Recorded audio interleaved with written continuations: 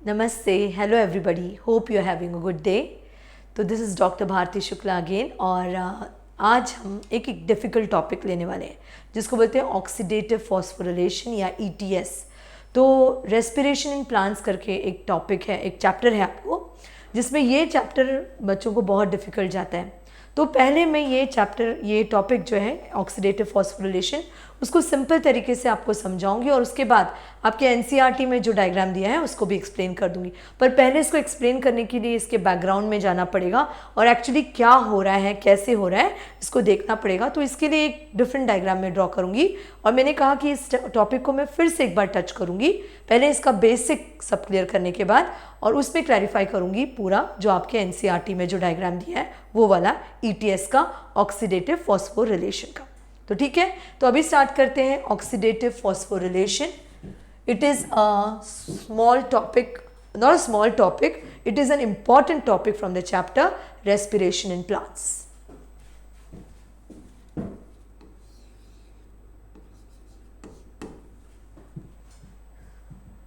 ओह, pen select नहीं हुआ है तो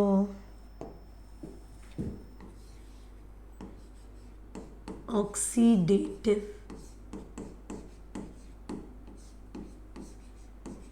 फॉस्फोरिलेशन,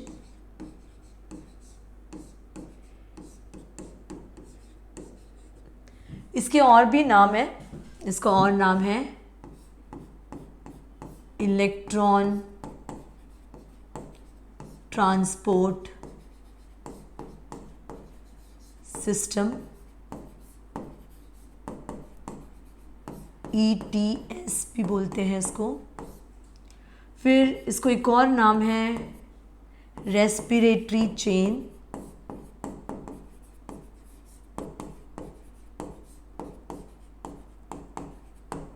इसको ही टर्मिनल ऑक्सीडेशन भी बोलते हैं। तो इतने सारे इसके नाम हैं, कस्टम रहना चाहिए अगर हम नीट के लिए प्रिपेयर कर रहे हैं तो ये सब हमें पता रहना चाहिए। तो टर्मिनल ऑक्सीडेशन,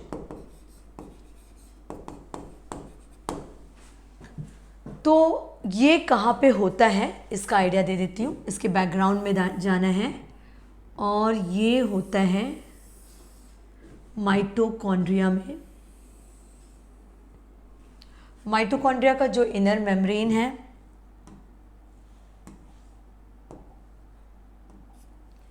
वो फोल्डेड है, स्ट्रेट नहीं है, that is folded and shows numerous infoldings. ये इनफोल्डिंग्स को बोलते हैं क्रिस्टे, ठीक है। तो इनफोल्डिंग्स को बोलते हैं क्रिस्टे, याद होगा आपको, क्रिस्टा सिंगुलर है, क्रिस्टे प्लूरल है, ठीक है। और इसको बोलते हैं outer chamber,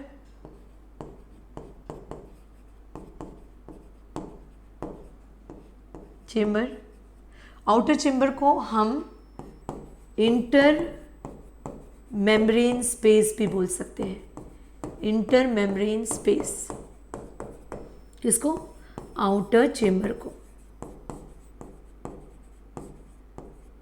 outer chamber is inter membrane space.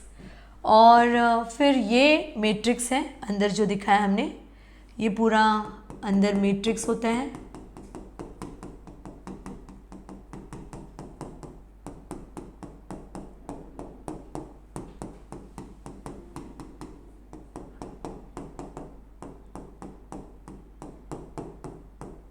ये है मैट्रिक्स,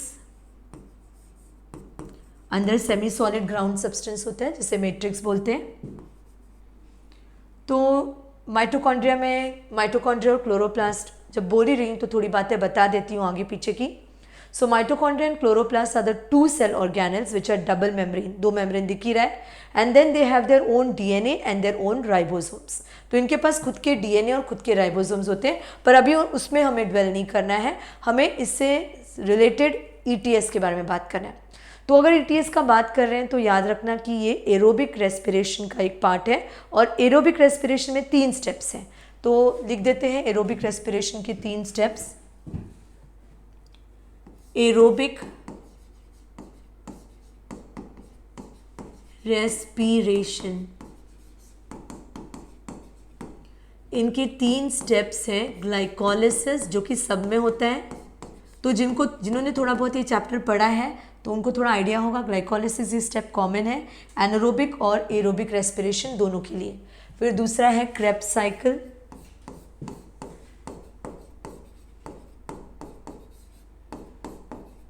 और तीसरा है ETS। तो हम कर रहे हैं ETS, जो सबसे डिफिकल्ट टॉपिक है। ग्लाइकोलिसिस हो चुका है।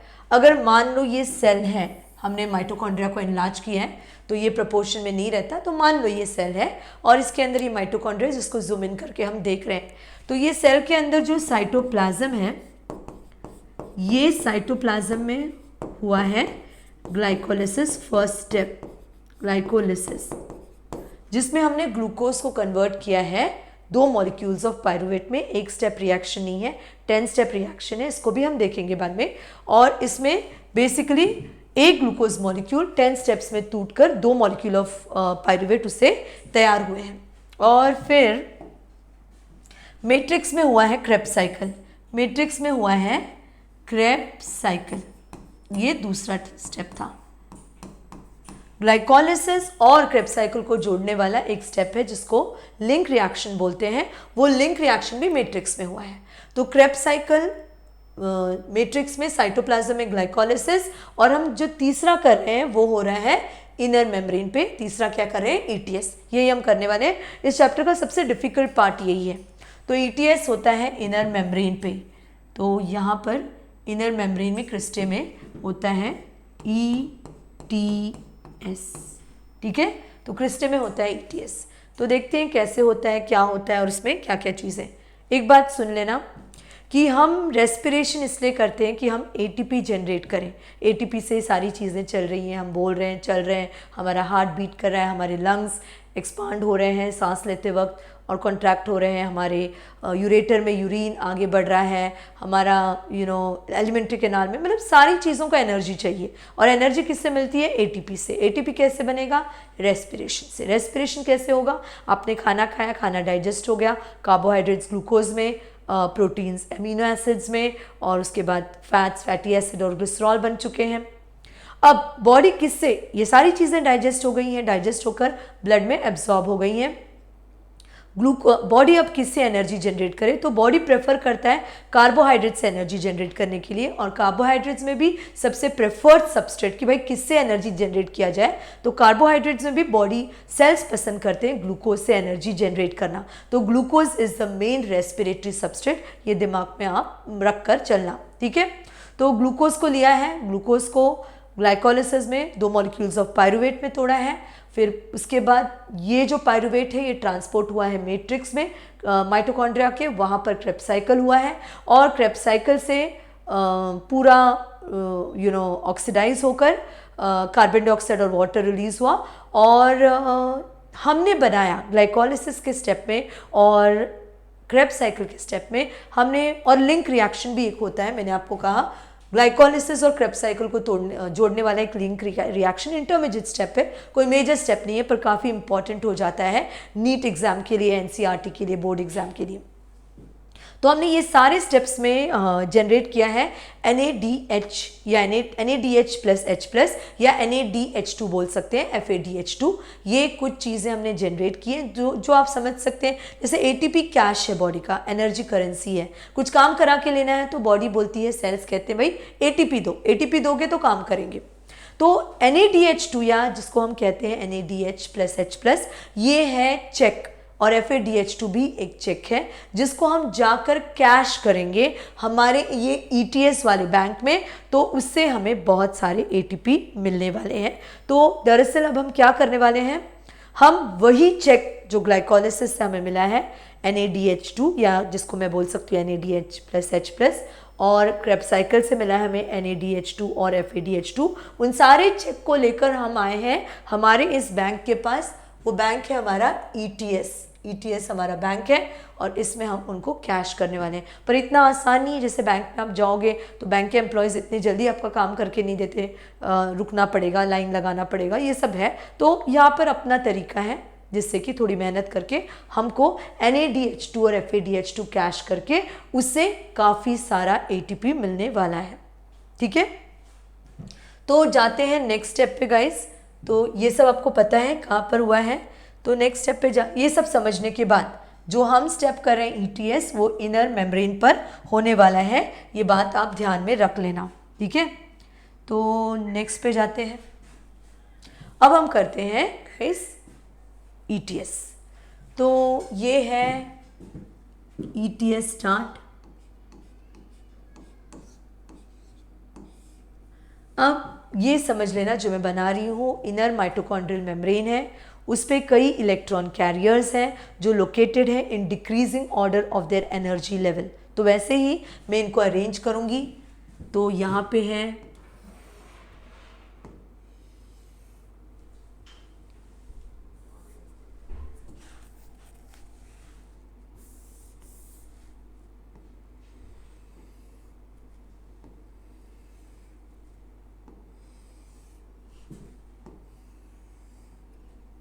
तो ये सारे इलेक्ट्रॉन कैरियर्स बना रही हूँ और मैं इनको थोड़ा नीचे नीचे बनाते जा रही हूँ आपको ये याद दिलाने के लिए कि ये they are located at decreasing order of their energy level. Okay, तो 1 2 3 4 5 6 7 8 एक और बना लेते हैं, ठीक है,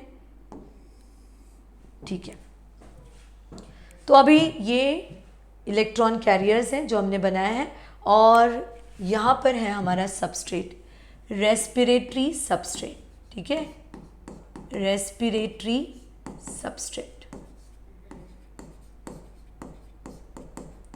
रेस्पिरेटरी सबस्ट्रेट मतलब वो सब्सटेंस जिसको तोड़कर या जिसके केमिकल बॉन्ड्स तोड़कर या जिसको ऑक्सीडाइज करके हम धीरे धीरे स्टेप वाइज मैनर में ऑक्सीडाइज करके हम ATP जनरेट कर रहे हैं। तो वो सब्सटेंस जिसको तोड़कर एनर्जी जनरेट किया जा रहा है उसको बोलते हैं respiratory substrate. Okay, guys, once again, respiratory substrates are the substances which are broken down in a stepwise manner to generate ATP. This is what is happening in the process of cellular respiration. अब मैंने एक और मतलब respiration बोलने से अच्छा मैंने prefer किया बोलना है सेल्यूलर रेस्पिरेशन, क्योंकि रेस्पिरेशन ब्रीदिंग प्रोसेस को भी लोग बोलते हैं, तो वो भी एक पार्ट है रेस्पिरेशन का, पर हम कर रहे हैं सेल्यूलर रेस्पिरेशन, यानी वो रेस्पिरेशन का पार्ट जो कि सेल्यूलर लेवल पे या सेल लेवल पे होता है, ठीक है।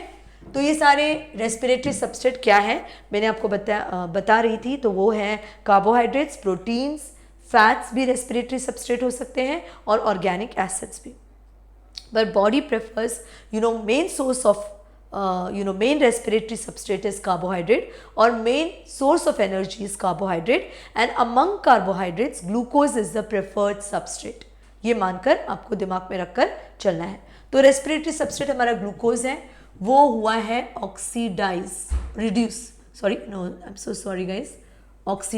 ठीक है। तो रेस्पिरेटरी सबस्ट्रेट ये ऑक्सीडाइज हुआ है, सो ऑक्सीडाइज्ड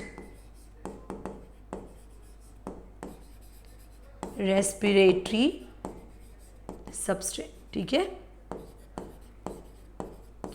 एक बार फिर से ताकि कोई कंफ्यूजन नहीं रहे, सबस्ट्रेट को रेस्पिरेटरी सबस्ट्रेट को हमने ऑक्सीडाइज किया है।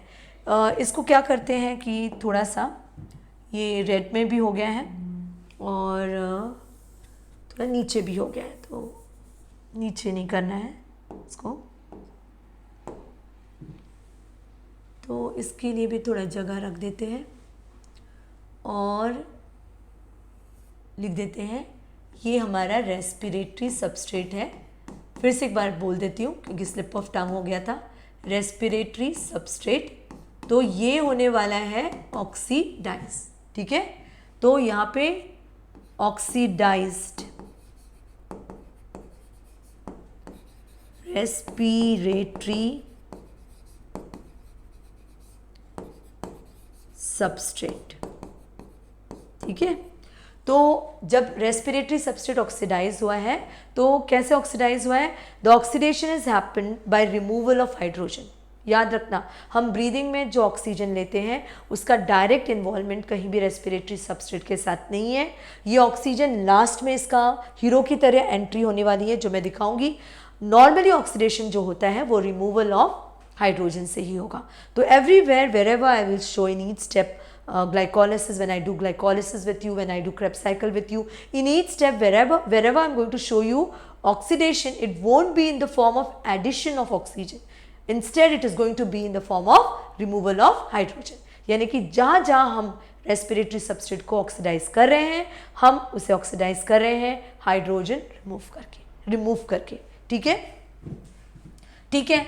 तो अब इस स्टेप से बना कई सारे NADH2। ये करने के लिए हमें ग्लाइकोलिसिस से गुजरना पड़ा, क्रेब्स साइकिल से गुजरना पड़ा, और उसमें हमने कई सारे NADH लिंक रिएक्शन भी बीच में हुआ था ग्लाइकोलिसिस और क्रेब्स साइकिल के बीच में, और इस दौरान हमने कई NADH2 और FADH2 बनाए। याद रखना ये हमारे चेक हैं जो हमें डायरेक्ट कैश नहीं दे रहे, इस बैंक में जाकर हमें कैश देंगे। तो यहाँ पे एंट्री होती है NADH2 की। तो गाइज NADH2 की एंट्री यहाँ पर हुई। ठीक है, तो NADH2 की एंट्री यहाँ पर हुई और ये NADH2 हो गया ऑक्सीडाइज, क्योंकि इसका हाइड्रोजन निकल गया, तो ये हो गया ऑक्सीडाइज। तो इसका हाइड्रोजन गया नेक्स्ट कैरियर के पास, जिसे कहेंगे FMN।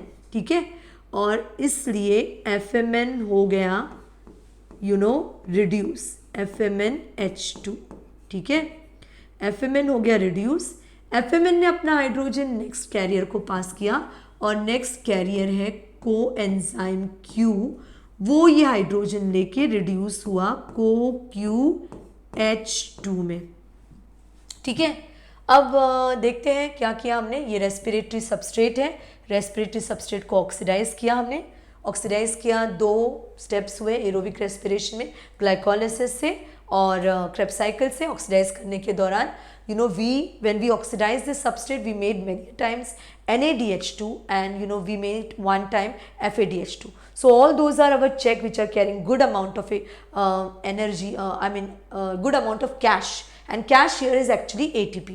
ठीक है, तो ये रेस्पिरेटरी सबस्ट्रेट जब ऑक्सीडाइज हुआ तो NADH2 बना। NADH2 इनर मेम्ब्रेन पे पहुंच गया है कि भाई अब मैं बैंक में आ गया हूँ, यहाँ पे ETS है और मुझे कैश होना है। तो NADH2 आता है कॉम्प्लेक्स 1 के पास। ये है कॉम्प्लेक्स 1 जिसमें मैंने ये बनाया, ये दोनों को समझे आप, कॉम्प्लेक्स 1। यहाँ पे आकर वो ऑक्सीडाइज हो जाता है। ऑक्सीडाइज होने के लिए वो अपना हाइड्रोजन रिलीज करता है।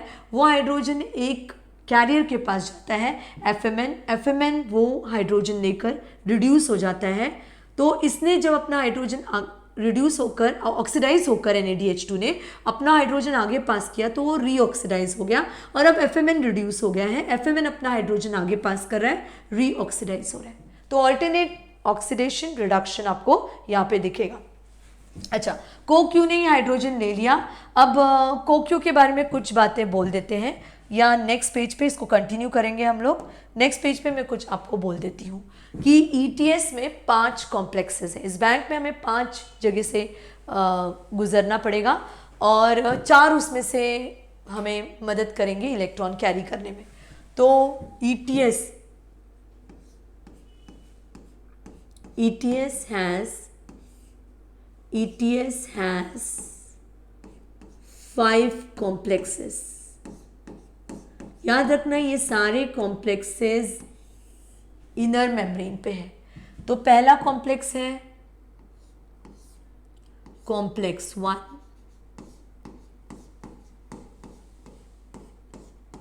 दूसरा कॉम्प्लेक्स है कॉम्प्लेक्स 2, तीसरा कॉम्प्लेक्स है कॉम्प्लेक्स 3,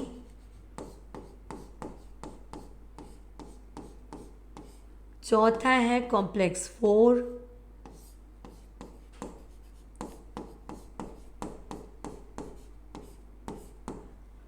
पांचवा है कॉम्प्लेक्स 5। देखेंगे सबका नाम। कॉम्प्लेक्स 1 को बोलते हैं, कॉम्प्लेक्स 1 को बोलते हैं NADH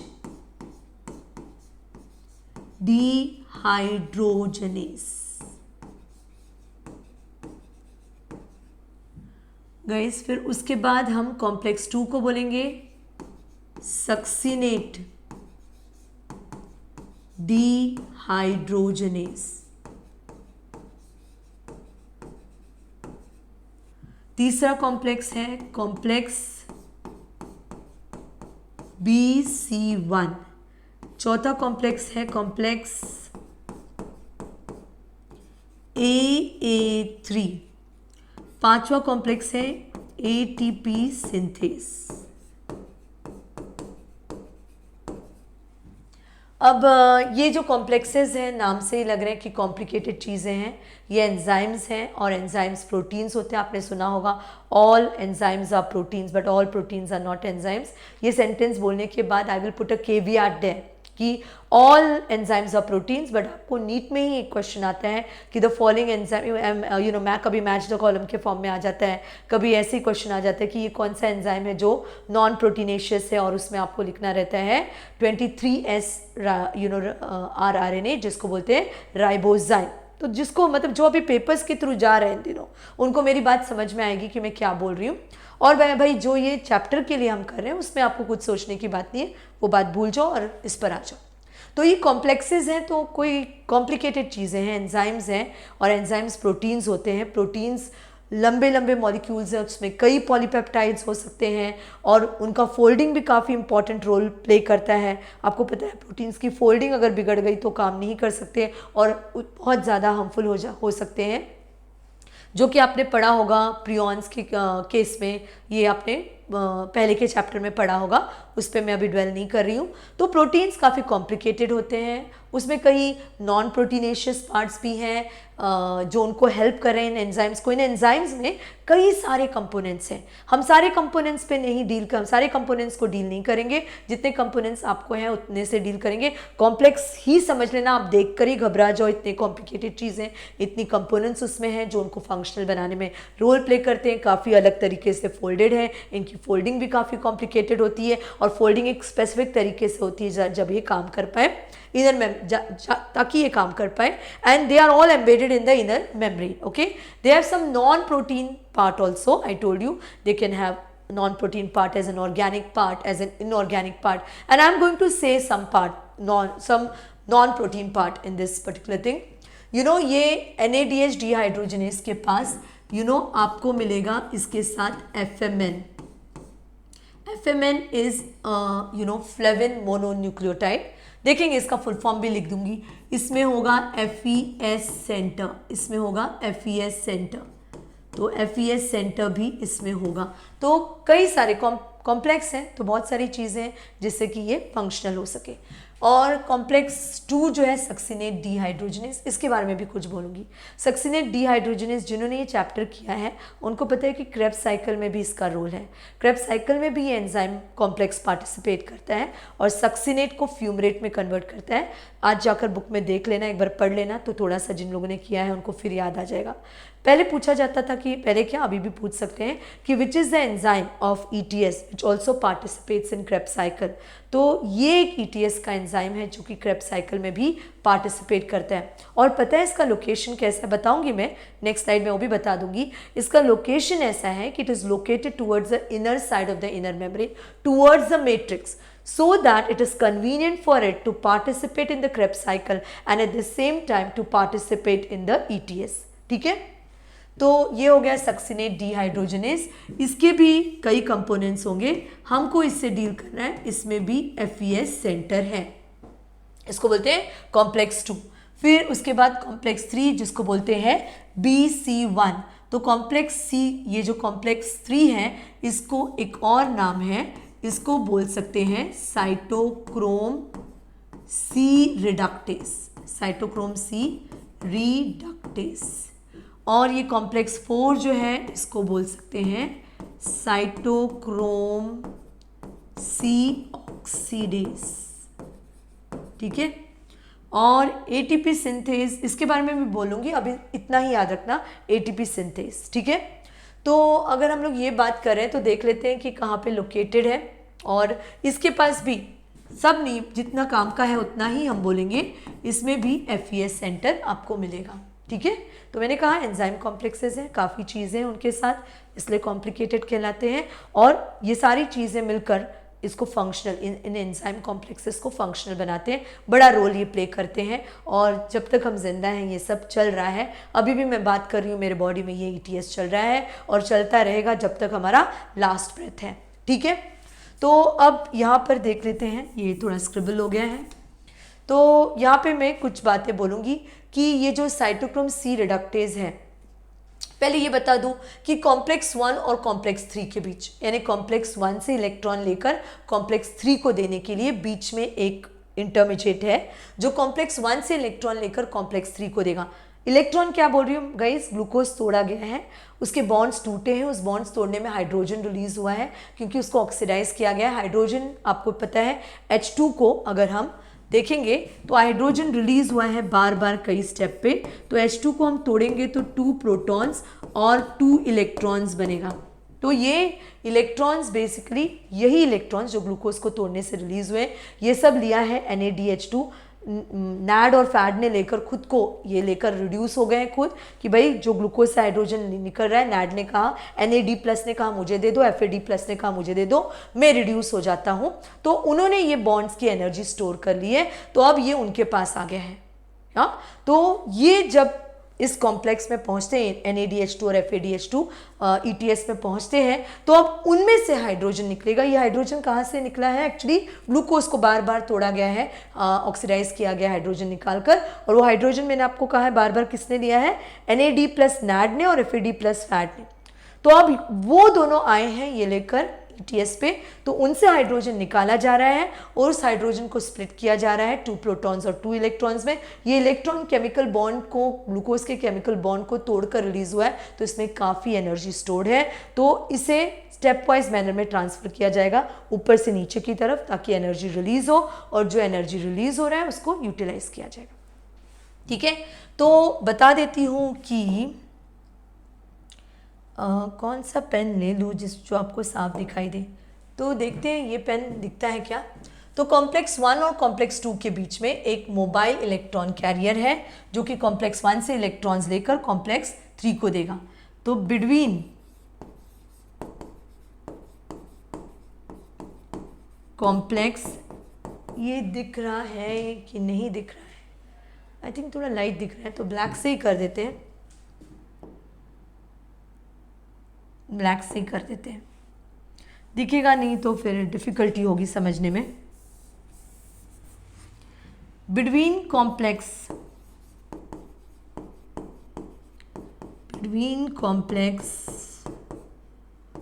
1 and 3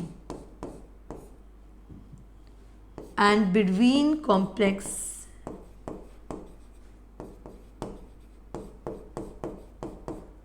2 and 3 there is a mobile electron carrier. Mobile यानी जो मूव हो सकता है। there is a mobile electron carrier, और इस मोबाइल इलेक्ट्रॉन कैरियर को बोलते हैं, ये इलेक्ट्रॉन है CoQ. CoQ is, remember CoQ is coenzyme Q. It is coenzyme Q. CoQ is coenzyme Q, and it is also known as यूबिक्विनोन। इसको यूबिक्विनोन बोलते हैं। तो ये मोबाइल कैरियर है CoQ, कॉम्प्लेक्स 1 और कॉम्प्लेक्स 3 के बीच, और कॉम्प्लेक्स 2 और कॉम्प्लेक्स 3 के बीच। यानी कॉम्प्लेक्स 1 से ये इलेक्ट्रॉन्स लेकर कॉम्प्लेक्स 3 के पास जाएगा, और कॉम्प्लेक्स 2 से भी इलेक्ट्रॉन लेकर कॉम्प्लेक्स 3 के पास जाएगा। और वैसे ही between complex 3 and 4 there is a mobile electron carrier. मैं इलेक्ट्रॉन ऐसे नहीं लिख रही हूँ इस वक्त ये शॉर्ट फॉर्म में, क्योंकि कुछ बच्चों को शायद कंफ्यूजन हो जाए, तो पूरा ही लिख देती हूँ।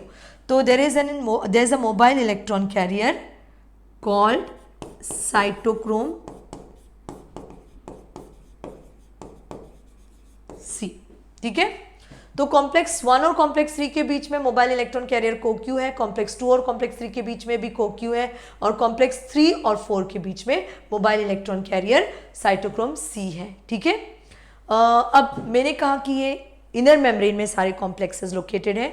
ये जो कॉम्प्लेक्सेस हमने कहा ये फिक्स्ड है और ये जो दो चीज़ें हमने कही ये मोबाइल है। अब आपको मैंने कहा है कि प्लाज्मा मेम्ब्रेन या मतलब मैं कह रही हूँ अगर पहले नहीं कहा है तो कि the plasma membrane if you remember it is made up of lipid bilayer that makes it selectively permeable. Lipid bilayer क्या है, जिन लोगों को पता है वो समझ सकते हैं और जिन लोगों को नहीं पता है फिर जब मैं प्लाज्मा मेम्ब्रेन करूँगी तो उस वीडियो में हम बात कर लेंगे इसके बारे में। तो प्लाज्मा मेम्ब्रेन लिपिड बाइलेयर से बना है। सिर्फ प्लाज्मा मेम्ब्रेन ही नहीं, सेल के अंदर जितने भी ऑर्गेनल्स हैं उन ऑर्गेनल्स का भी मेम्ब्रेन जो है वो भी लिपिड बाइलेयर से बना है अगर वो सिलेक्टिवली परमिएबल है, और most of the membranes are selectively permeable, तो वो भी लिपिड बाइलेयर से बने हैं। तो इनर मेम्ब्रेन भी वैसा ही है, सिलेक्टिवली परमिएबल है तो वो भी लिपिड बाइलेयर से बना है। और अगर उसमें कोई कैरियर मूव हो सकता है तो समझ लेना कि लिपोफिलिक होगा, लिपिड से उसकी दोस्ती होगी, इसलिए लिपिड बाइलेयर के अंदर वो मूव हो सकता है। ये बातें आप ध्यान रखना, ठीक है। कुछ चीज़ें मतलब जो जैसे एक चीज़ें जो कनेक्टेड है उसको मैं डिस्कस कर लेती हूँ। अगर आपको समझ रहा है तो उसको रख लेना दिमाग में, और नहीं समझ रहा है तो वो सब टॉपिक जब हम करेंगे तो वो आपको क्लैरिफाई हो जाएगा। इतनी बातें क्लियर मुझे लगता है साफ है। तो ये हो गया हमारा, ये सब बता दिया हमने, कोक्यू हो गया, ये बता दिया। अब आ जाते हैं हमारे कॉम्प्लेक्स पे। हाँ, ये बता देते हैं एक डायग्राम में कि भाई ये किस तरह से होगा, थोड़ा एक रफ आइडिया, रिप्रेजेंटेटिव डायग्राम है, आप समझ लेना। तो थोड़ा आइडिया देने के लिए कि भाई ये किस तरह से है। कलर्स यूज़ करने का शौक है तो ट्राई कर ही लेती हूँ। तो ये आपका माइटोकॉन्ड्रिया है,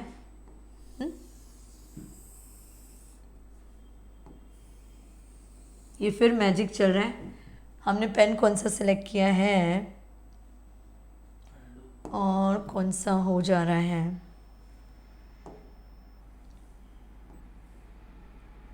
फिर से सिलेक्ट कर लेते हैं।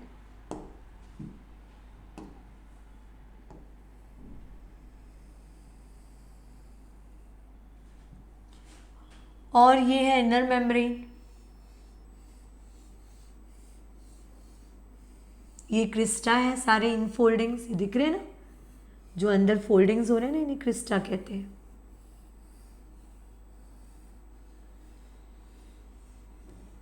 ठीक है।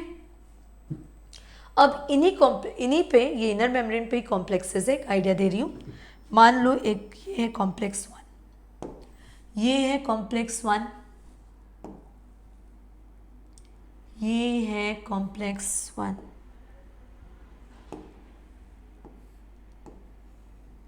ठीक है। ये कॉम्प्लेक्स 1, कॉम्प्लेक्स 2 बना देते हैं, ये है कॉम्प्लेक्स 2। कॉम्प्लेक्स 2 मैंने आपको कहा थोड़ा इनर मेम्ब्रेन के मैट्रिक्स साइड में होता है। ये है कॉम्प्लेक्स, कॉम्प्लिकेटेड चीज़ें, इनका अलग शेप होगा, कॉम्प्लिकेटेड शेप होगा, फोल्डिंग होता है प्रोटीन्स का। तो हम रिप्रेजेंटेटिव डायग्राम बना रहे हैं। ये है कॉम्प्लेक्स 3, ये है कॉम्प्लेक्स 3 मान लो, ठीक है। और ये है कॉम्प्लेक्स 4, ये है कॉम्प्लेक्स 4, ठीक है। तो ये 4 कॉम्प्लेक्सेस हैं। तो इस तरह से ये 4 कॉम्प्लेक्सेस मैंने दिखाया है। 5वां कॉम्प्लेक्स भी है, 5वां कॉम्प्लेक्स को शायद आप पहचान जाएंगे क्योंकि अगर आपने सेल ऑर्गेनाइजेशन किया है तो, और या आपका फोटोसिंथेसिस भी हुआ है तो शायद आप उसको पहचान जाएंगे। कॉम्प्लेक्स 4 जो है वो है कुछ इस तरह से, कॉम्प्लेक्स 5 वो कुछ इस तरह से, इस तरह से, ठीक है। तो पहचान दिया है आपने शायद, ऑक्सीजोम से ये F1 F0 F1 पार्टिकल्स हैं, इनको फर्नांडिस मोरैन पार्टिकल्स भी बोलते हैं। तो इनका बड़ा रोल रहेगा लास्ट में। ये इलेक्ट्रॉन कैरियर तो नहीं है पर ये इन सब की मेहनत का ये फल हमें देगा कि भाई आपने सबने मेहनत किया है तो मैं आपको इसका फल देने वाला हूँ, ATP बनाकर यही मशीन देने वाला है, ठीक है। तो ये भी एक कॉम्प्लिकेटेड एंजाइम कॉम्प्लेक्स है और इसका काम है ATP बनाना, ठीक है। तो ऐसे 5 कॉम्प्लेक्सेस हैं। तो ऐसा ये नहीं समझना है कि 5 ही है, ये सेट है, ये एक सेट है और ऐसे कई 100 सेट इस इनर मेम्ब्रेन पे होंगे।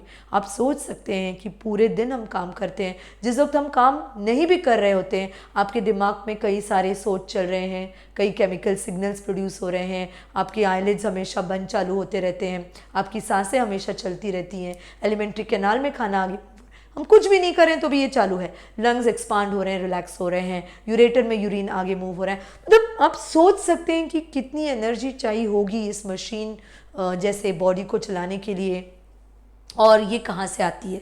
तो ये एक सेट नहीं है, ऐसे कई सारे सेट हैं। So let me tell you, we need to produce large number of ATPs and we keep doing it till our last breath. This process is always continuously going on. And imagine, even when you're not working, there are so many processes going on in your body which require energy to carry on, to go on. So you can imagine we need a large amount of energy, and that is possible only because we do cellular respiration, and this powerhouse of our cell, mitochondria, is doing a great deal of job over here. Okay? तो ठीक है, तो ये ऐसा एक set मैंने बनाया, ऐसे कई सेट होंगे। तो हम कॉम्प्लिकेटेड नहीं करेंगे और कॉम्प्लिकेट नहीं करेंगे मैटर को और कॉम्प्लेक्सेस बनाकर, एक सेट हमने बना दिया, लोकेशन भी बता दिया। कॉम्प्लेक्स 1, ये है कॉम्प्लेक्स 1, ये है कॉम्प्लेक्स 2, ये है कॉम्प्लेक्स 3, ये है कॉम्प्लेक्स 4, और सबका नाम तो अभी आपको पता ही है, और ये है कॉम्प्लेक्स 5। ठीक है, तो ये है कॉम्प्लेक्स 5। तो अब ये सबको, bearing all this in mind, let's go back to our where have we drawn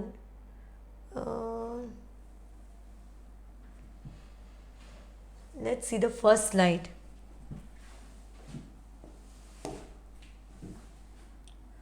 ये देखें कहाँ आ गया ये। तो गाइज ये तो नहीं, इससे पीछे जाना है हमको, previous slide and this is our slide that I want. Okay, ठीक है। तो ये है इनर मेम्ब्रेन पे सारे carriers located, they are located according to decreasing order of their energy level. ठीक है, तो मैंने कहा कि ग्लूकोज को ऑक्सीडाइज करने के बाद बार बार हाइड्रोजन निकालकर, यह हाइड्रोजन नैड ले रहा था और फैट ले रहा था। नैड और फैट के बारे में भी बता दूं, ये रह गया है, तो नैड और फैट को भी देख लेते हैं। तो नैड को याद रखना, ये एक कोएंजाइम है जिसे बोलते हैं, it is nicotinamide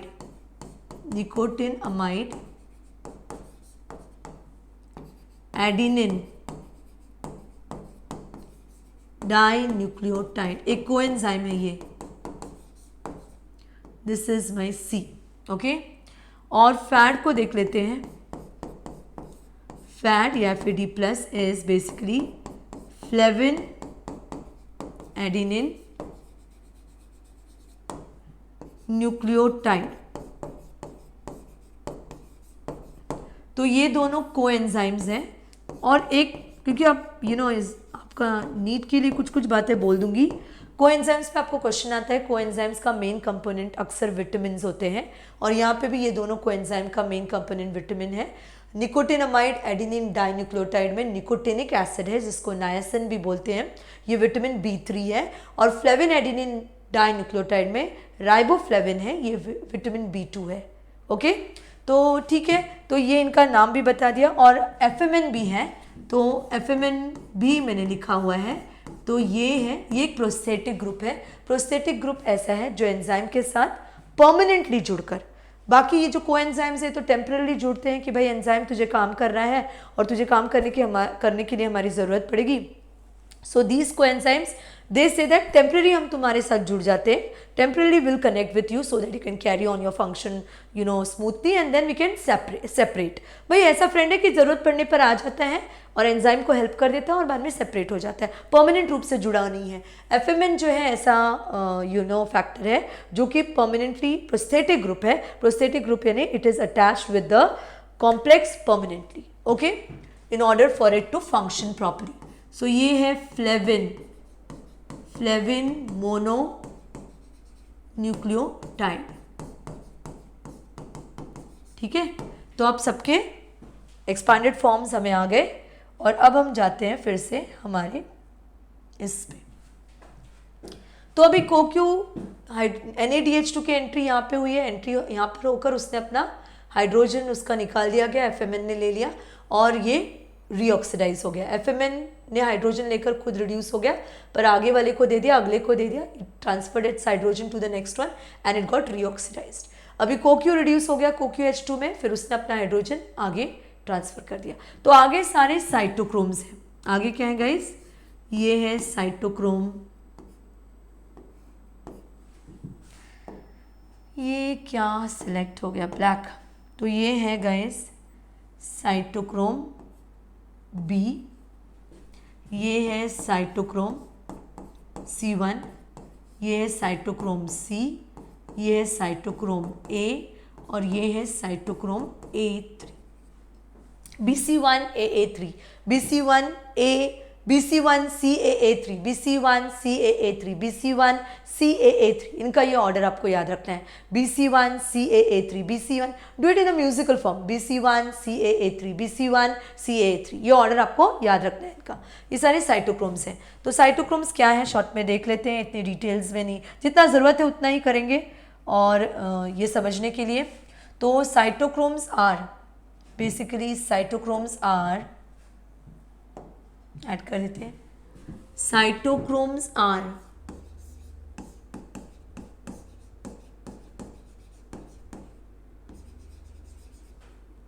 ion containing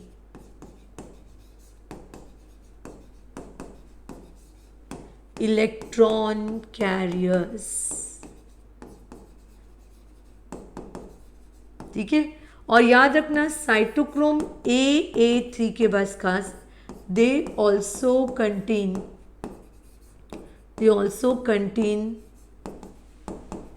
copper, तो इनके पास कॉपर भी है, ठीक है, एडिशनल चीज़। फिर चले जाते हैं वापस अपने प्रीवियस स्लाइड पे, ठीक है, यहाँ पर। तो ये थोड़ा रेड में हो गया है, so it's looking awkward over here, odd man out, तो ब्लैक से कर देते हैं, साइटोक्रोम बी, ठीक है। तो ये अपना हाइड्रोजन अभी नेक्स्ट कैरियर को देने जाते हैं कि भाई अभी तू ले ले, you take the hydrogen and so that I can get oxidised. तो ये बोलते हैं कि भाई remember we are cytochromes, we are purely electron carriers, we are not going to take the hydrogen. So you know what is happening, so the next thing that happens is that this hydrogen has to split, so it splits into 2 protons and 2 electrons, and the protons are going to be put in the matrix. Of course matrix से ये बाहर ही जाने वाले हैं, इनको बाहर ही भेजा जाने वाला है। एंड तो ये जब स्प्लिट होता है 2 प्रोटॉन्स और 2 इलेक्ट्रॉन्स में, तो प्रोटॉन्स यहाँ मैट्रिक्स में छोड़ दिया जाता है, बाद में उनको बाहर ही जाना है, वो बाद में देखेंगे। और उसके बाद 2 इलेक्ट्रॉन्स को पास किया जाता है, नहीं इलेक्ट्रॉन्स को आगे बढ़ाया जाता है। इलेक्ट्रॉन्स का बेसिकली ये ट्रांसफ़र है और इसलिए इसको बोलते हैं इलेक्ट्रॉन ट्रांसपोर्ट चेन या इलेक्ट्रॉन ट्रांसपोर्ट सिस्टम। तो 2 इलेक्ट्रॉन्स अब जा रहे हैं, काफ़ी केमिकल ग्लूकोज के केमिकल बॉन्ड्स को तोड़कर ये रिलीज हुए हैं, तो ये काफ़ी एनर्जी रखते हैं अपने पास। तो सिर्फ 2 इलेक्ट्रॉन्स ही, इधर नहीं, ये तो CoQ के पास हमने बोला, तो अब सिर्फ 2 इलेक्ट्रॉन्स ही जाएंगे आगे, ठीक है।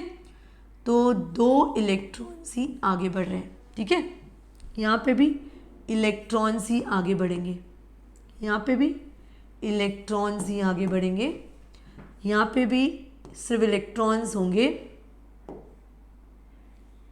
2 electrons and here once again 2 electrons, ठीक है। तो जो थोड़ा रब हो गए उनको ठीक कर लेते हैं।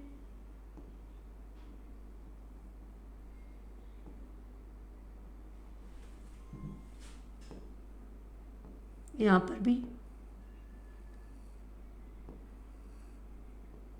वैसे ओवर राइटिंग नहीं करना चाहिए, हाँ ठीक है, आपके प्रेजेंटेशन में ओवर राइटिंग नहीं होना चाहिए। अब यहाँ मैं कर दे रही हूँ, ठीक है। अच्छा, तो अब ये हो गया और 2 ही इलेक्ट्रॉन पास हो रहा है आगे।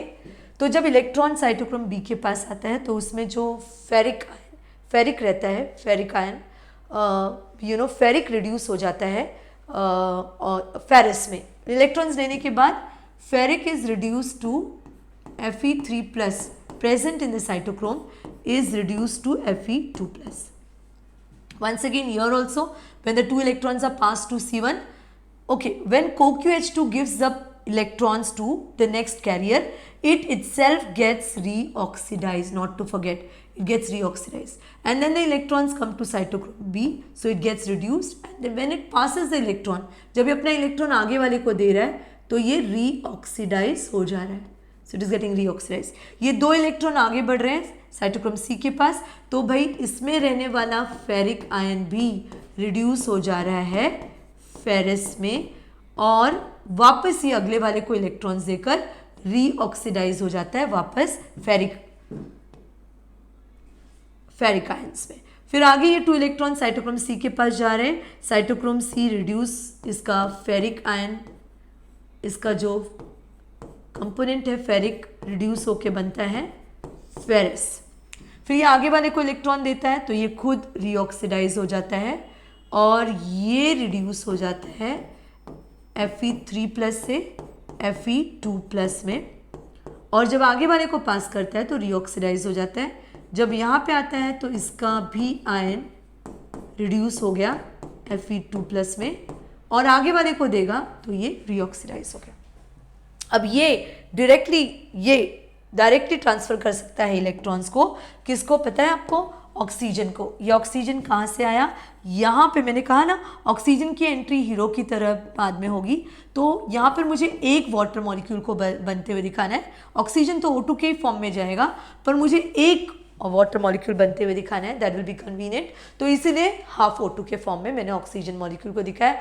ये वही ऑक्सीजन है जो हीरो की तरह लास्ट एंट्री करेगा, दैट वी ब्रीद इन। सो ये ऑक्सीजन यहाँ पे एंट्री करता है। इस ऑक्सीजन का you must be under the false impression that respiration के प्रोसेस में जो ऑक्सीजन लेते हैं वो रेस्पिरेटरी सबस्ट्रेट्स को बार बार ऑक्सीडाइज करता है, बेसिकली ग्लूकोज है रेस्पिरेटरी सबस्ट्रेट, उसको बार बार ऑक्सीडाइज करके वही रिस्पॉन्सिबल है एनर्जी जनरेट करने के लिए। नहीं, ये यहाँ पर ही आता है, इसका लास्ट में एंट्री है और ये वाटर मॉलिक्यूल फॉर्म करेगा। हर जगह रेस्पिरेटरी सबस्ट्रेट या ग्लूकोज का ऑक्सीडेशन रिमूवल ऑफ हाइड्रोजन से होता है। ठीक है, तो ये आप समझ सकते हैं कि इस तरह से ट्रांसफर हुआ वेरियस इलेक्ट्रॉन कैरियर को, और लास्ट में इलेक्ट्रॉन लिया, 2 इलेक्ट्रॉन लिया इस ऑक्सीजन ने। ठीक है,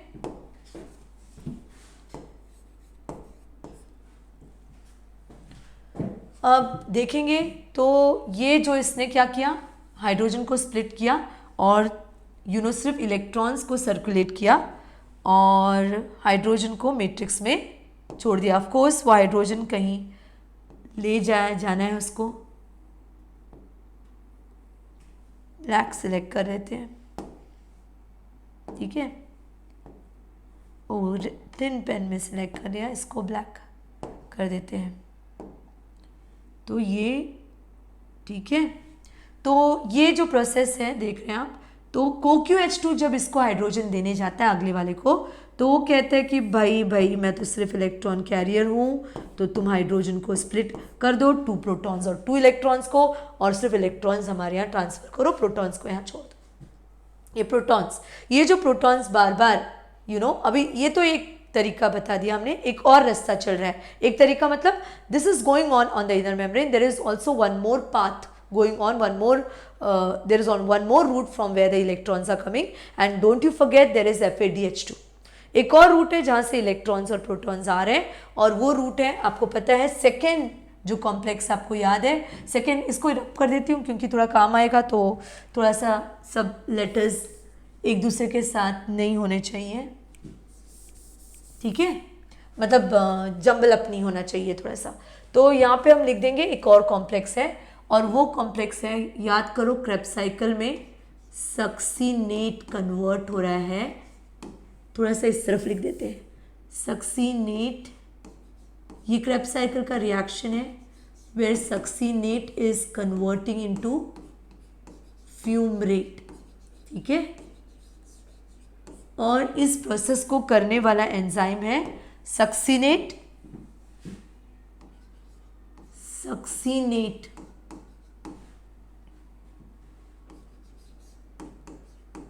डिहाइड्रोजनेज। ऊपर लिख देती हूँ मैं, आई होप सबको दिख रहा है, पूरा बोर्ड व्यू में है।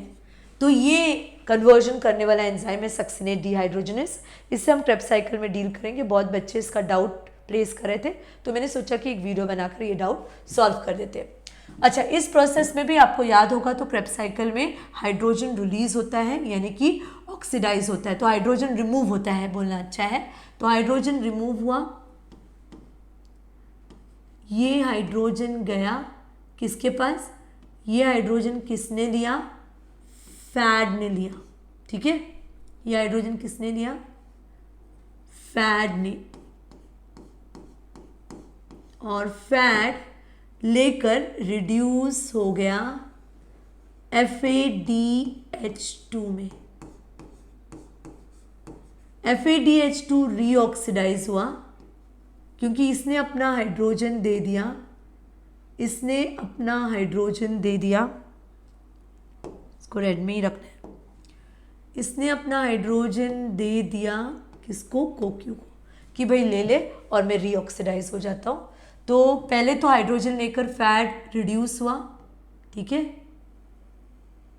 और फिर फैट अगले वाले को यानी कोक्यू को हाइड्रोजन देकर रीऑक्सीडाइज, पहले रिड्यूस हुआ, कैसे हो रहा है, पहले फैट रिड्यूस हुआ FADH2 में, ठीक है, और फिर FADH2 जो है यहाँ पे बनाना चाहिए, उल्टा एरो हो गया है, यहाँ पे FADH2 ने अपना, ऐसे बनाना है मुझे, FADH2 ने अपने इलेक्ट्रॉन अपना हाइड्रोजन कोक्यू को देकर रीऑक्सीडाइज हो गया है, और यहाँ पर FAD ने हाइड्रोजन लेकर रिड्यूस हो गया है। तो यहाँ पर हाइड्रोजन लेकर ये रिड्यूस हो रहा है, ऐसा होना चाहिए, ठीक है, हाइड्रोजन लेकर यहाँ पे रिड्यूस हो रहा है और कोक्यू को देकर वापस ऑक्सीडाइज हो रहा है फैट। तो ये हाइड्रोजन भी कोक्यू के पास आ रहा है, एक तरफ से हाइड्रोजन NADH2 का भी इसके पास आ रहा है और एक तरफ से FADH2 का भी हाइड्रोजन इसके पास आ रहा है, दो जगह से इसके पास हाइड्रोजन आ रहा है। हाइड्रोजन को फिर स्प्लिट किया जा रहा है 2 प्रोटॉन्स और 2 इलेक्ट्रॉन्स में। प्रोटॉन्स को मैट्रिक्स में छोड़ना है, उनको एक और चीज़ करना बताऊंगी, और बाहर भी फेंकना है, और इलेक्ट्रॉन्स को ही आगे ट्रांसफर करना है। अब देखो ये पूरा काम क्या, जब जब इलेक्ट्रॉन्स ट्रांसफर हो रहे हैं, you know, all these are electron carriers located on the inner membrane in the decreasing order of their energy level. NADH2 enters the ETS at a very high level, that is at this level. तो here when it is NADH2 is getting oxidized, NADH2 का hydrogen निकालकर उसको oxidise किया जा रहा है, तो ये इसकी एंट्री यहाँ पे हो रही है और FADH2 की एंट्री यहाँ पे हो रही है। तो जो हाइड्रोजन निकल रहा है इलेक्ट्रॉन ट्रांसफर के वक्त, इलेक्ट्रॉन्स ये कहाँ से निकले, ग्लूकोज को तोड़कर, तो केमिकल बॉन्ड को तोड़कर ये इलेक्ट्रॉन्स और प्रोटॉन्स यानी H2 निकला है, और H2 को स्प्लिट कर इलेक्ट्रॉन्स और प्रोटॉन्स आए, तो इनमें काफ़ी एनर्जी है इलेक्ट्रॉन्स में। तो जब इलेक्ट्रॉन एक कैरियर से दूसरे कैरियर के पास ट्रांसफर हो रहे हैं तो ये रिलीज कर रहे हैं एनर्जी, और स्टेप वाइज मैनर में एनर्जी को इसलिए रिलीज किया गया है कि इस एनर्जी को बेकार नहीं जाने देंगे, ये हम यूज करेंगे जगह जगह पे। तो यस, इस एनर्जी को, इलेक्ट्रॉन ट्रांसफर से रिलीज होने वाली एनर्जी 3 जगह पे इस्तेमाल होती है प्रोटॉन्स को पंप करने के लिए, from the matrix side to the inter membrane side. So imagine this is the matrix side and imagine this is the inter membrane side, inter membrane space यानी दो मेम्ब्रेन के बीच का स्पेस। ऑल्सो रिमेंबर गाइज कि जो second complex है वो actually matrix की तरफ होता है, जो मैंने बराबर आपको माइटोकॉन्ड्रिया के डायग्राम में बताया है। जस्ट इमेजिन करने बोली तो ये दो प्रोटॉन्स बार बार मैट्रिक्स से इंटर मेम्ब्रेन स्पेस की तरफ पंप हो रहा है, और ये एनर्जी कहाँ से आ रही है, ये प्रोटॉन्स को वहाँ पे ट्रांसपोर्ट करने के लिए इलेक्ट्रॉन ट्रांसफर से रिलीज होने वाली एनर्जी। तो एक ट्रांसफर होता है NADH2 और FMN के बीच, तो एक ट्रांसफर होता है NADH2 और FMN के बीच,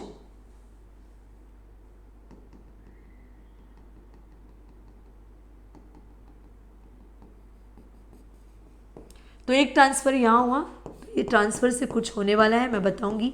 तो इसलिए मैं यहाँ पे लिखूंगी ADP plus IP gives rise to ATP। तो एक ट्रांसफ़र यहाँ पे हुआ प्रोटॉन्स का, यहाँ से यहाँ एक ट्रांसफ़र BC1 के बीच हुआ है। तो यहाँ पे अभी मैं रब करती हूँ मैट्रिक्स से इंटरमेम्ब्रेन की तरफ, एक ट्रांसफ़र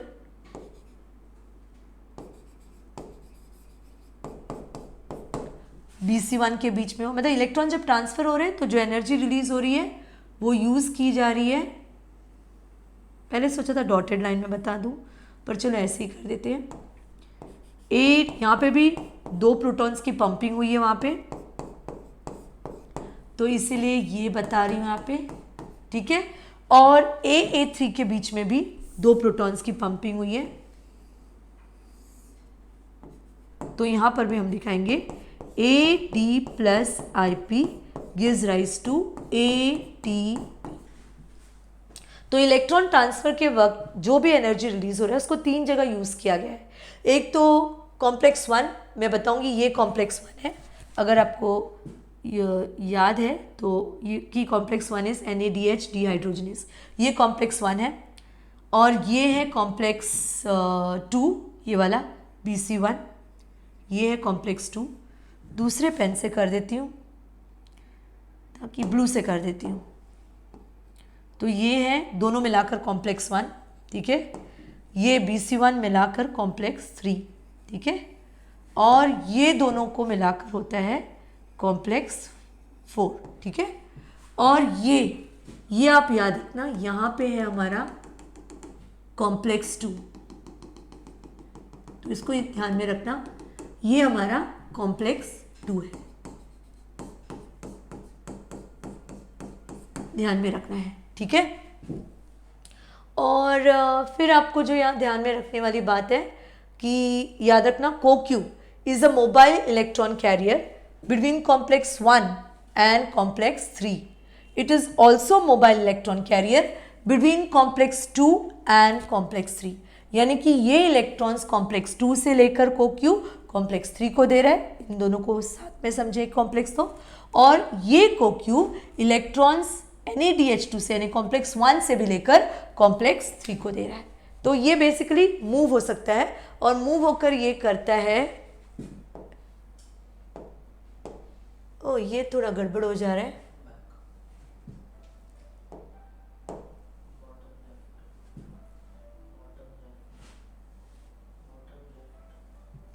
कौन सा है ये, प्रीवियस स्लाइड कर देते हैं, ठीक है। तो ये थोड़ा गड़बड़ है स्मार्ट बोर्ड का, ठीक है। आ गए ये स्लाइड पे, तो ये बात आपको भी कॉम्प्लेक्स 1 यहाँ पे क्या है, कहाँ है, कॉम्प्लेक्स 2 कहाँ है, कॉम्प्लेक्स 3 कहाँ है, कॉम्प्लेक्स 4 कहाँ है, और कॉम्प्लेक्स ये इलेक्ट्रॉन कैरियर्स है, इन्हीं को दिखा रहे हैं, अभी कॉम्प्लेक्स 5 को नहीं दिखा रहे, और ये है कॉम्प्लेक्स 2। अभी कॉम्प्लेक्स 1 में भी एक और कंपोनेंट है जो मैंने आपको पहले ही बताया है, और ये कंपोनेंट है FeS, ion sulphur centre. Complex यहाँ पे भी कॉम्प्लेक्स 3 में भी एक आयन सल्फर सेंटर है, और कॉम्प्लेक्स यहाँ पर भी, इस कॉम्प्लेक्स में भी एक आयन सल्फर सेंटर है, ठीक है। तो एक मतलब एक बोल रही हूँ मैं आयन सल्फर सेंटर है, क्योंकि इसमें और भी बातें, तो बस याद रखो यहाँ पे भी एक आयन सल्फर सेंटर है, यहाँ पे भी एक आयन सल्फर सेंटर है, और यहाँ पे भी मैंने कहा ये एंजाइम कॉम्प्लेक्सेस हैं, तो अकेले तो नहीं काम करेंगे, बहुत सारी चीज़ें इनके साथ जुड़ी हुई हैं। तो कुछ चीज़ें जो जुड़ी हैं वो हम some things which are connected with the enzyme complex that we are trying to mention, because that you have in the portion, and we are not required to remember all the many things that are associated with this enzyme complexes, but still we are doing the prominent ones, okay। तो guys अब ये देखो, ये सारा, इसमें कोई आपको doubt है तो ज़रा देख लेना एक बार फिर से। तो ये होने के बाद आपने देखा कि प्रोटॉन्स जो मैट्रिक्स में थे वो बार बार 2 प्रोटॉन की पंपिंग यहाँ पे हुई है। कैसे हुई है? इलेक्ट्रॉन्स के ट्रांसफर से जो भी एनर्जी है उसको यूटिलाइज किया गया है, यूटिलाइज किया गया प्रोटॉन्स को वहाँ पंप करने में। मैट्रिक्स मान लो इसको इंटरमेम्ब्रेन स्पेस मान लो, तो यहाँ से 3 जगह पे पंपिंग हुई। तो अब ये जो है पंपिंग क्यों हुई है ये देखते हैं हम। तो guys when the protons are pumped from matrix to intermembrane space, तो एक इलेक्ट्रॉन की एनर्जी यूज करके एक ग्रेडियंट तैयार किया गया है। कैसा ग्रेडियंट, स्लाइड्स पे देख लेते हैं। तो कैसा ग्रेडियंट तैयार किया गया है कि मैट्रिक्स से बार बार प्रोटॉन्स को, मैट्रिक्स से बार बार प्रोटॉन्स को इससे कर देते हैं या इससे। तो मैट्रिक्स से मान लो ये सब प्रोटॉन्स हैं, तो मैट्रिक्स से बार बार प्रोटॉन्स पंप किए गए हैं। तो कहाँ किए गए हैं, यहाँ पर इस तरफ। कैसे, इलेक्ट्रॉन ट्रांसफर से जो भी एनर्जी रिलीज हो रहा था 3 जगह पे उसको यूज किया गया। तो बहुत सारे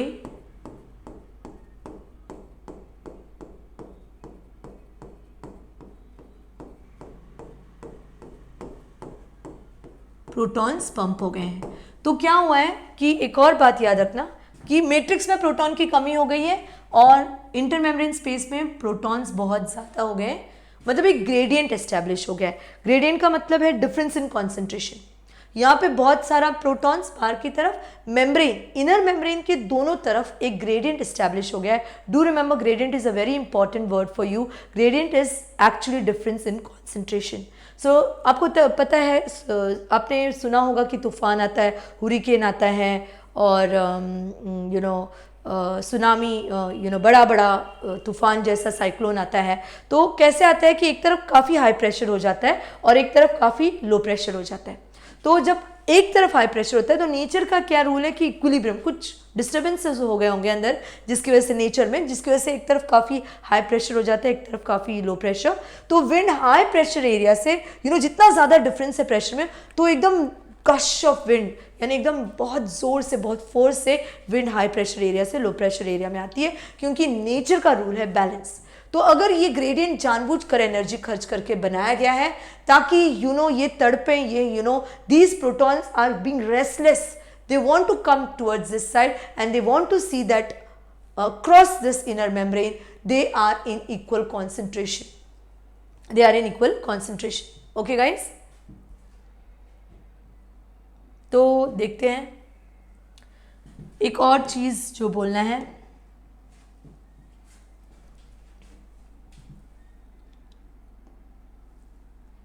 हाँ, तो अब ये जो 2 प्रोटॉन है ये क्या करेंगे, ये ऑक्सीजन मॉलिक्यूल ने 2 इलेक्ट्रॉन्स दिया, half O2. It is coming in the form of oxygen, of course O2 is the oxygen found in the atmosphere. तो half of O2, that is half of 2 atoms of oxygen is 1 atom of oxygen. You remember? तो इसीलिए जब ये oxygen half O2 जब ये 2 electron लेता है तो ये बच जाता है O-.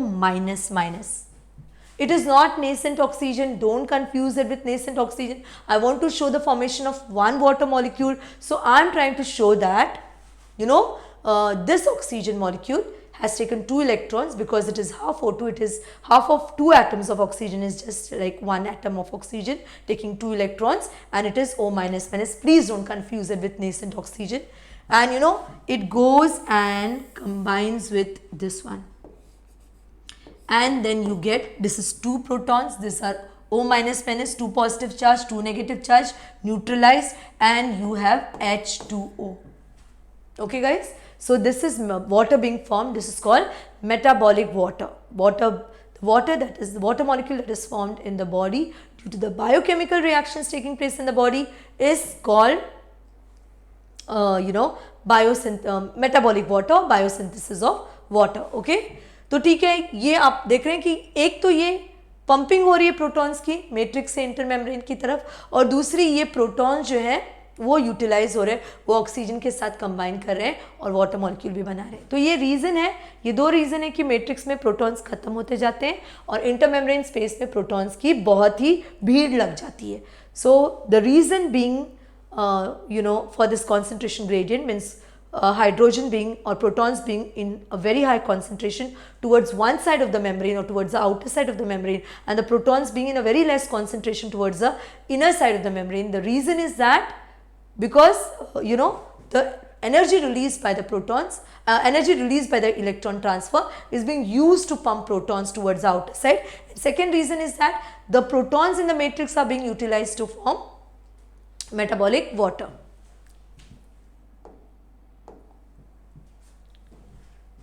So let's see. Now you know we will go to this complex, will go to complex 5. तो कॉम्प्लेक्स 5 को देखते हैं. ठीक है, तो कॉम्प्लेक्स 5 कुछ सिलेक्ट हो गया है.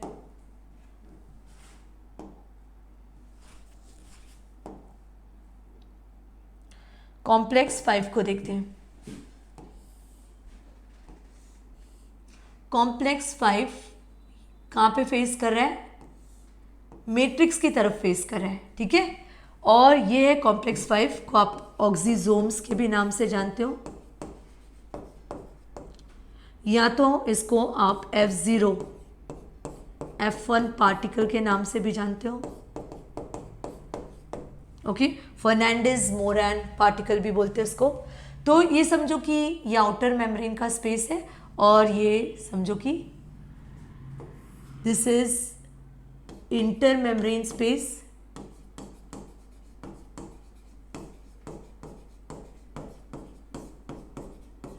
और ये है मैट्रिक्स.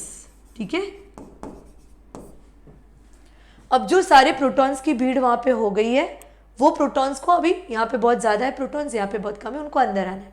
तो पूरा माइटोकॉन्ड्रियल मेम्ब्रेन में कोई भी अलाउ नहीं कर रहा है भाई. No, you are not allowed, you can not pass through us.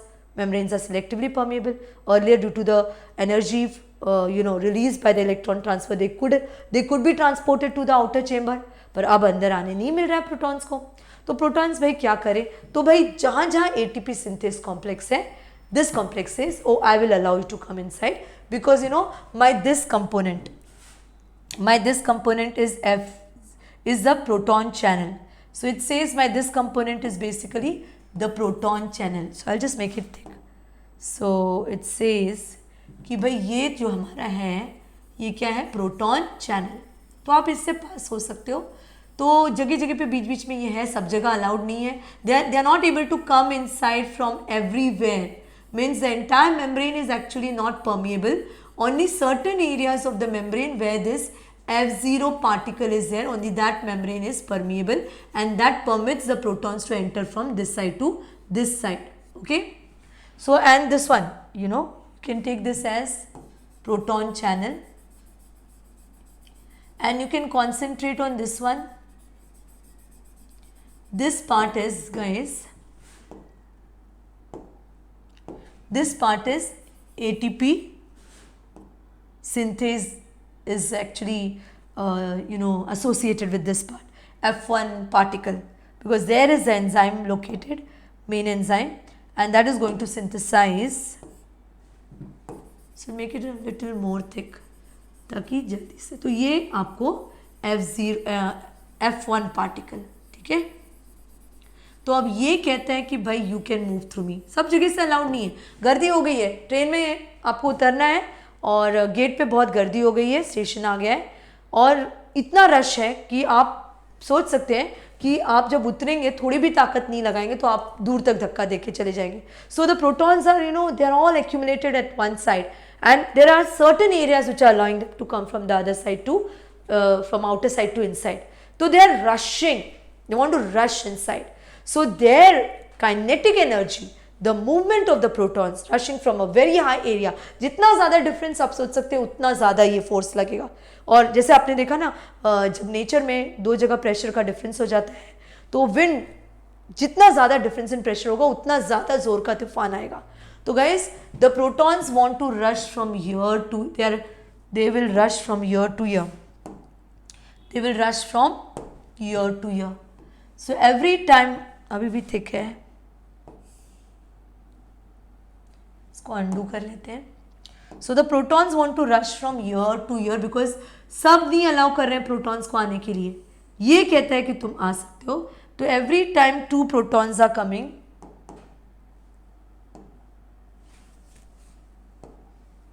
Every time two protons are coming. ठीक है, two protons are coming from intermembrane space to this side. Every time this, उनकी kinetic energy जो है उसको use करके F1 particle क्या कर रहा है? It is combining 1 ADP with IP and it is making 1 ATP. Every time 2 protons, कभी कोई कोई बुक 3 लिखता है, कोई कोई आपके ही एनसीईआरटी में पहले लिखा था 2 to 3 प्रोटॉन्स। तो 2 to 3 प्रोटॉन्स, कुछ बुक 2 बोलते हैं, कुछ 3 बोलते हैं, दोनों ही करेक्ट है। तो गाइज 2 प्रोटॉन्स जब भी यहाँ रश करते हैं तो उतनी बार पूरा उनका काइनेटिक एनर्जी यूटिलाइज होता है, एक एडीपी और एक आईपी को ज्वाइन करके उनमें केमिकल बॉन्ड बना के एटीपी बनाने के लिए। तो आप सोचेंगे ये एडीपी और आईपी कहाँ आ गए, पूरे दिन आप लोग यूज़ कर रहे हैं एटीपी, तो एटीपी यूज़ होता है मतलब वो टूटता है एडीपी और आईपी में, और एडीपी और आईपी को बार बार फिर से ज्वाइन करके फिर से इनको कंबाइन करके ऑफकोर्स एनर्जी लगती है इसमें, इनको एटीपी बनाया जाता है। तो ये बनाता है एटीपी बार बार, ठीक है। एडीपी आईपी जो भी यूज़ हो गए वो इनके पास आते हैं और वो बोलते हैं कि भाई we will use the energy of electron transfer and we will use that energy to make a join ADP with IP to make one ATP. तो ये हो गया, इस तरह से एटीपी बनता है और इसको बोलते हैं एटीपी सिंथेस कॉम्प्लेक्स। तो ये कॉम्प्लेक्स बेसिकली इलेक्ट्रॉन कैरी नहीं करता, ये सिर्फ इलेक्ट्रॉन्स ट्रांसपोर्ट करता है। तो देख लेते हैं ज़रा वापस टॉपिक पे जाके।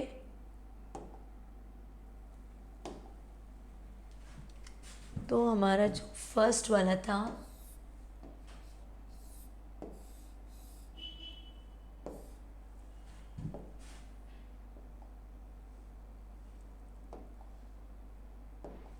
हाँ ठीक है, अरे यार कहाँ चला जाता है ये, ठीक है।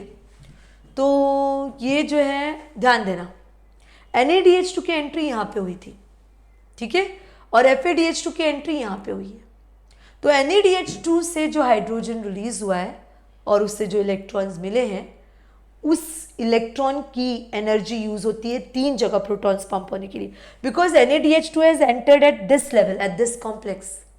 सो the electrons released by NaDH2, it is the energy of the electrons released by NaDH2, it is being transferred to the various electron carriers, and during the transfer of that electron to various electron carriers, the energy of the electron is being used to pump protons from the matrix to the intermembrane side.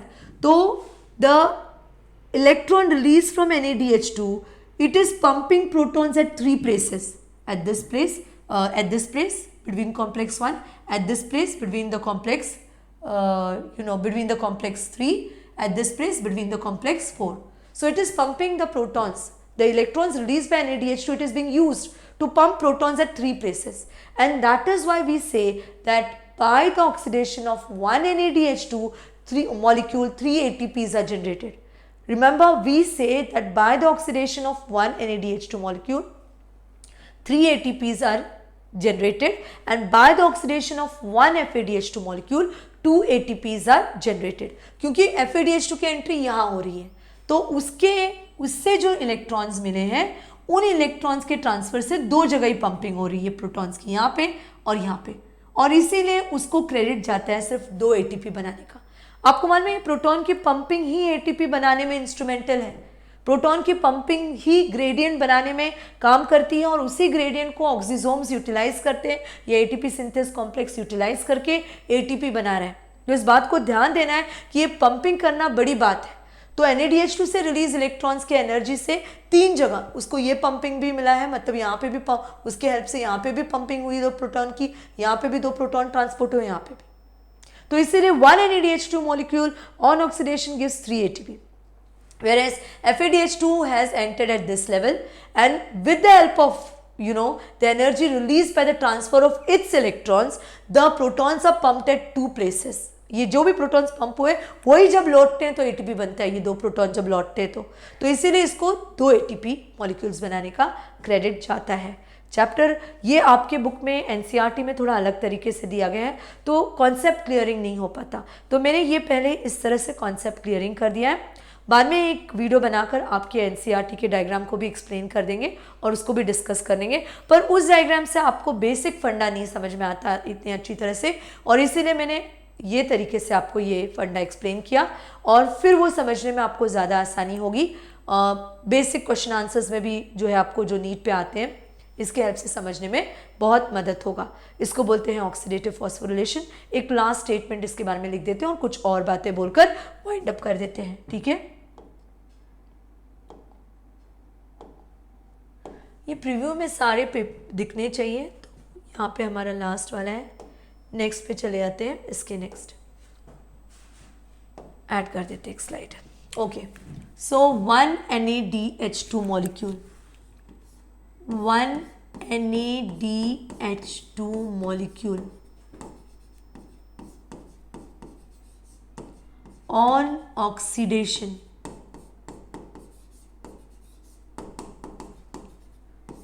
gives, on oxidation to NAD, gives 3 ATP molecules। तो ये cash ऐसा है, ये check ऐसा है कि इस check को लेके जाएंगे तो इसके एक चेक से हमें 3 ATP का कैश मिलता है। ATP को कैश मानेंगे क्योंकि वो बॉडी को डायरेक्टली हेल्प करता है फंक्शन करने के लिए। NADH2 तो चेक है क्योंकि उसको कैश करना पड़ता है, जाना पड़ता है कि भाई इसको कैश करेंगे ATS में, तब जाकर इससे हमें ATP मिलेगा। एक NADH2 से कितना ATP मिलता है? 3 and 1। थोड़ा पेन को थिक कर लेते हैं क्योंकि लास्ट स्लाइड में आपको ये थिन इतना साफ नज़र नहीं आ रहा था। तो 1 FADH2 on oxidation gives 2 ATP molecules.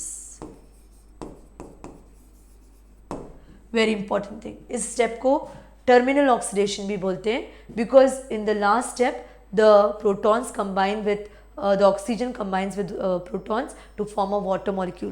In the end water molecule बनता है। In the end water molecule is formed।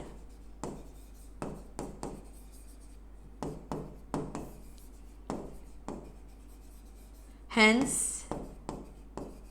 this is also called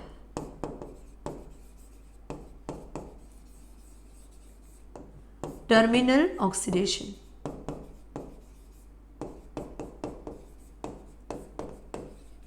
It is called oxidative phosphorylation because ATP is formed or ATP is synthesized due to the oxidation and alternate oxidation and reduction of the compounds or the substrates or the molecules। तो या तो बोल सकते हैं ATP is synthesized by the energy released during electron transfer। So such a synthesis of ATP by the energy released due to electron transfer is called oxidative phosphorylation। ठीक है, तो इतना काफ़ी है मुझे लगता है।